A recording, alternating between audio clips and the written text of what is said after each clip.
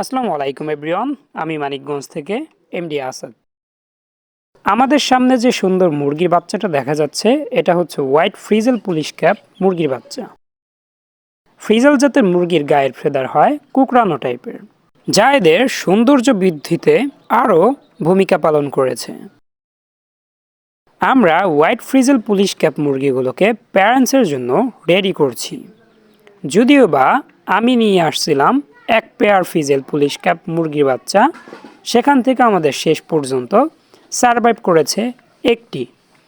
খুব দ্রুত আরও একটি আমরা ফ্রিজেল পুলিশ ক্যাপ মুরগির বাচ্চা নিয়ে আসব।